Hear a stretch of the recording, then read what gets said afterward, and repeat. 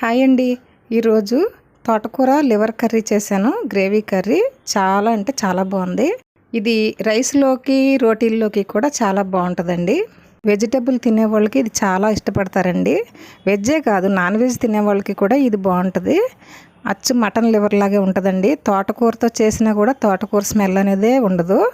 చాలా బాగా వస్తుంది. ఒక్కసారి వీడియో చివరి వరకు చూసి తప్పకుండా మీరు ట్రై చేయండి. అలాగే ఈ వీడియో నచ్చితే లైక్ చేయండి, షేర్ చేయండి. మరి తోటకూర లివర్ కర్రీ ఎలా చేయాలో చూద్దామా. తోటకూర లివర్ కర్రీ కోసం నేను ఒక తోటకూర కట్ట తీసుకున్నానండి. ఇది 10 రూపాయలు అన్నమాట. ఇది శుభ్రంగా క్లీన్ చేసుకోవాలి, కొంచెం కాడలు ఉంచుకోవాలి. 4-5 సార్లు శుభ్రంగా కడుక్కోవాలి. కడిగిన తర్వాత ఇలా సకానికి కోసుకోవాలండి. ఇలా సకానికి కట్ చేసుకొని పొయ్యి మీద ఒక 2 గ్లాసులు నీళ్లు పెట్టి ఆ నీళ్ళల్లో ఈ తోటకూర వేసుకోవాలి. దీనిలో ఒక పచ్చిమిరకాయని కూడా సగానికి కట్ చేసి వేసుకోవాలి. ఒక 1/2 స్పూను అల్లం వెల్లుల్లి పేస్ట్ కూడా వేసుకొని ఉడికించుకోవాలండి. 7-8 నిమిషాలు ఉడికేసరికి ఇది మనకు ఉడికిపోతుంది. ఎందుకంటే మనం బాగా లేతగా ఉన్నది తీసుకోకూడదు, అలాగని బాగా ముదురుగా ఉన్నది తీసుకోకూడదండి. ఒక మాదిరిగా ఉండాలి తోటకూర. ఉడికిందేమో చూద్దాం. ఇలా ఉడికిన తర్వాత మనం కాడల్ని ఇలా కట్ చేసుకుంటే కట్ అయిపోయినట్టు ఉడకాలి. ఇంకా బాగా జావ అయిపోకూడదండి. ఈ తోటకూర అంతా మనం వేరే గిన్నెలోకి తీసుకొని చల్లార్చుకోవాలి. ఇలా కాస్త కాడలు కూడా ఉంచుకుంటే బాగుంటుందండి.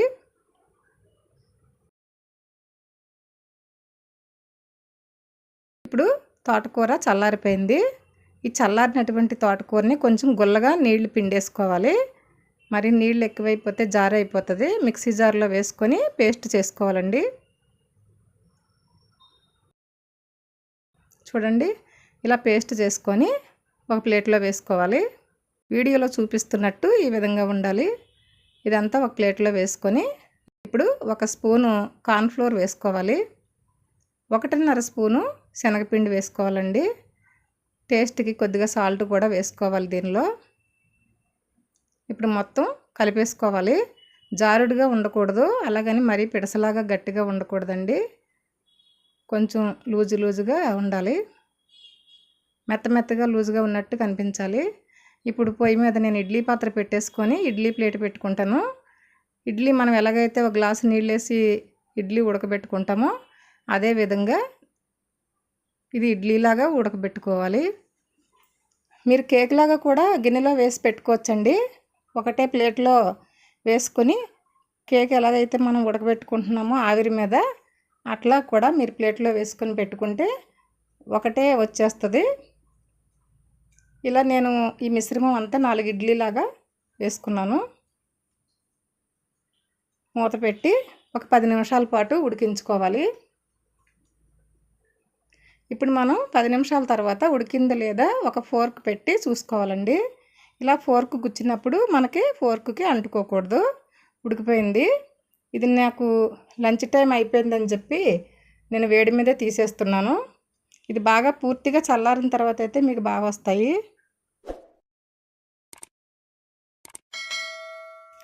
ఇలా ఉడకగానే వేడివేడిగా తీసేస్తే ఇలా అంటుకుపోయినట్టు ఉంటాయండి. కానీ మనం వేయించుకుంటాం కదా, మళ్ళీ ముక్కలు కట్ చేసి వేయించుకుంటే బాగానే ఉంటాయి. నేను తీసేస్తున్నాను వేడి మీదే, మెత్తగా ఉన్నాయి. అంటే మనకి ఇడ్లీ అంత పర్ఫెక్ట్గా రాదు, కానీ చల్లారిన తర్వాత అయినా కొంచెం చేతికి తోటకూర అంటుకుంటుందండి. ఉడకలేదని అనుకోవద్దు. ఇలా మనకు కావాల్సిన సైజులో కట్ చేసుకోవాలి. ఇలా సగానికి కట్ చేసుకొని కూడా వేసేసుకోవచ్చు. పెద్ద పీసులుగా కావాలన్నా చిన్న పీసులుగా కావాలన్నా కూడా మనం కట్ చేసుకునే విధానాన్ని బట్టి ఉంటుంది. ఇలా పూర్తిగా చల్లారిన తర్వాత కట్ చేసుకుంటే ముక్కలు బాగానే వస్తాయండి.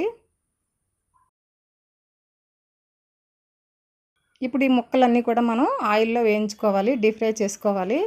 ఒక తవా పొయ్యి మీద పెట్టుకొని తవా హీట్ అయిన తర్వాత 4 టేబుల్ స్పూన్లు ఆయిల్ వేసుకొని లైట్గా పసుపు వేసుకొని వేయించుకుంటే బాగుంటాయి. వేడెక్కినటువంటి ఆయిల్లో ఈ ముక్కలన్నీ కూడా వేసుకొని వేయించుకోవాలండి.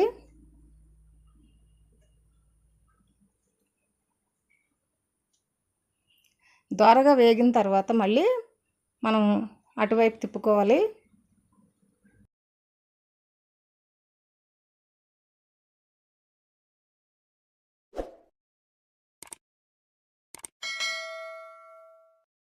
ఇవన్నీ కూడా ఇలా తిప్పి అటు ఇటు కూడా దోరగా వేయించుకోవాలి.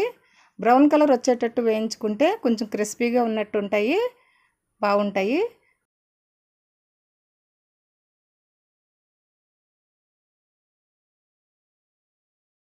వేగిపోయినాయండి. ఇవన్నీ కూడా ఒక ప్లేట్లోకి తీసేసుకుందాం. ఇప్పుడు ఇదే ఆయిల్లో మనం ఉల్లిపాయ ముక్కలు అవి వేయించుకుందాం. చూడండి నేనేం తీసుకున్నాను. 3 ఉల్లిపాయలు చిన్నగా కట్ చేసుకోవాలి. ఒక పచ్చిమిరపకాయ నిలువుగా కట్ చేసుకోవాలి. కొద్దిగా కొత్తిమీర, ఒక టమాటా కూడా చిన్న ముక్కలుగా కట్ చేసుకోవాలండి. ఇప్పుడు ఇవి ఆయిల్లో వేసి వేయించుకోవాలి. ఎక్కువ ఆయిల్ అయితే నేను వేయలేదండి. తర్వాత నేను కొంచెం నెయ్యి వేస్తాను.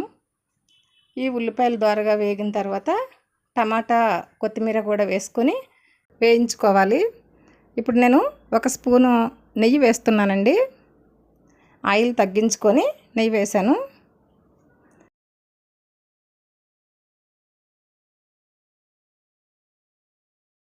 ఇలా బాగా అన్నీ కూడా వేగిపోయిన తర్వాత ఇప్పుడు మనం టేస్ట్కి తగినంత సాల్టు, 1/2 స్పూన్ పసుపు, 1/2 స్పూను గరం మసాలా, 1/2 స్పూను జీరా పొడి, 1/2 స్పూను ధనియాల పొడి, 2 స్పూన్లు కారం వేసుకొని ఒకసారి వేయించుకొని 1 గ్లాసున్నర వరకు నీళ్లు వేసుకోవాలండి.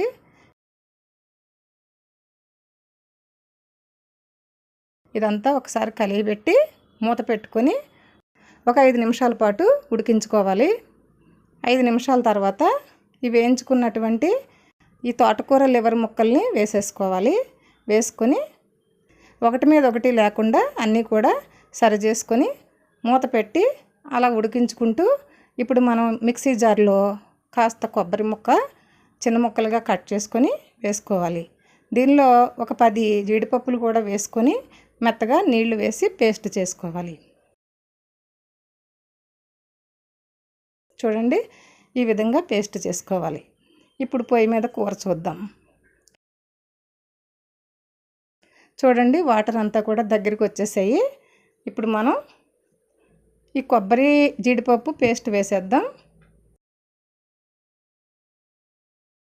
వేసేసి ఒక్కసారి 2 నిమిషాల పాటు ఇలా కలిపెట్టుకుంటూ ఉడికించుకోవాలి.